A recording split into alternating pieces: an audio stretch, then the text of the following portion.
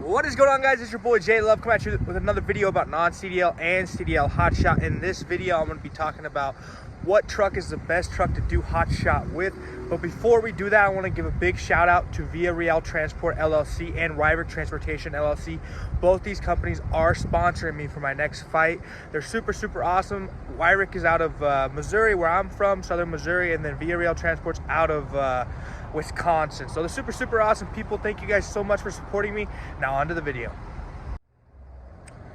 Now guys, I wanted to make this video real quick because I have a lot of you guys coming to me and asking me, J Love, what's the best truck to do Hotshot with?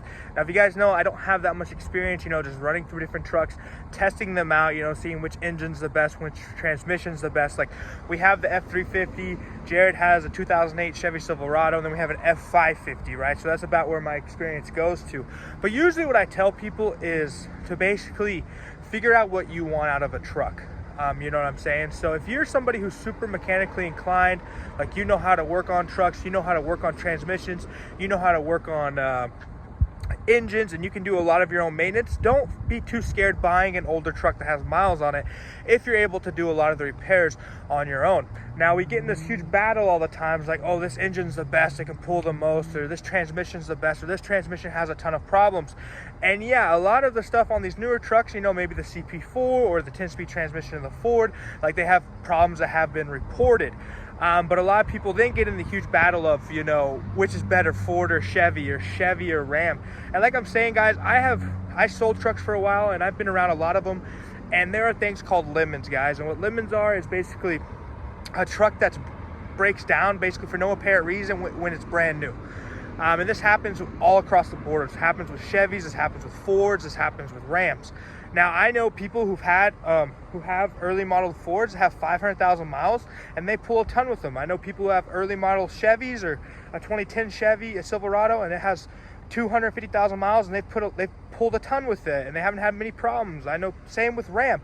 And so I think the battle isn't which maker is the best, because if these trucks had a ton of problems, just right out of the gate, they wouldn't sell as good as they do.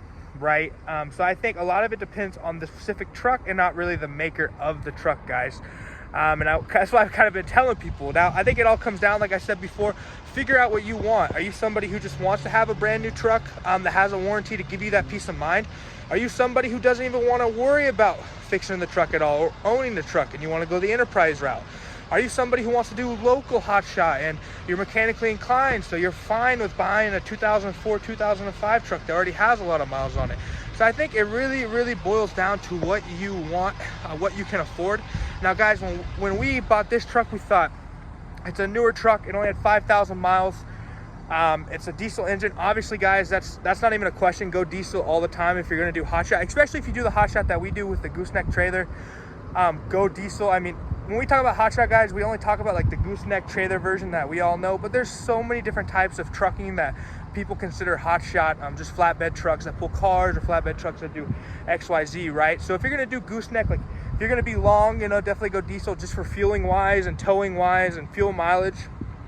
That's not even a question, guys. I don't know why we even have to have that debate. But like I'm saying, guys, find the truck that works out for you. I think out of the top 3 manufacturers, if you go Ford, if you go Chevy, or if you go Ram, if you buy a newer truck that has minimal miles on it, you're going to be able to get a good amount of life out of it. Obviously, there are lemons out there. There are trucks that are just going to break down with 20,000, 30,000 miles or 60,000 miles. But I don't really think that has to do with the manufacturer as much as just that truck, guys. Like I said, a lot of people do Hotshot with Ford. A lot of people put a lot of miles on Fords. A lot of people do not have problems with these trucks, but some people do. Same with Ram. Most people use Rams to Hotshot. Most people don't have problems with them, but as we know, some people have had problems with their Rams. And then we look at Chevy. A lot of people give Chevy a lot of hate, but as you can tell with our lease on Jared, he has a 2008 Chevy Silverado 3500, has I think 100,000 miles on it right now, and he hasn't really had any problems. And he's driven that truck to North Carolina and back, pulling 10,000 pounds. Like, it's insane, guys. So I think it really relies on the truck, not so much the manufacturer. The best truck you can have for Hotshot is the one that you can afford and that fits what you're trying to do, guys. If you're looking to get over the road and be able to put a lot of miles on, I would suggest buying a newer truck, maybe like a 2019 Ford that has low miles, a 2019 Ram, a 2020 Ram, just depending. Like I said, do your research, because they do talk about the CP4s and the different transmissions. Obviously those problems do exist and are real, but in general, I think it basically just, it relies on the truck and how you take care of it, what you do to it, and just if that truck's a limit or not. So I think that's pretty much where we're coming from. Guys, if you are looking for a truck though, our 2019 Ford F350 is for sale, guys. It just hit 56,000 miles. It is a 4x4, it is a dually, it is a flatbed.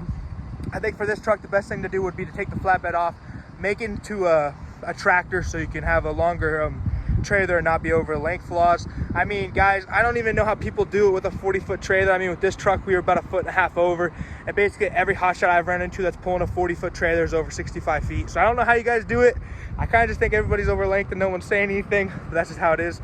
But yeah, guys, like I said, $46,000, but you get everything that comes with it, guys. We have every single piece of equipment that was on our trailer in that right here. Actually, I'll show you.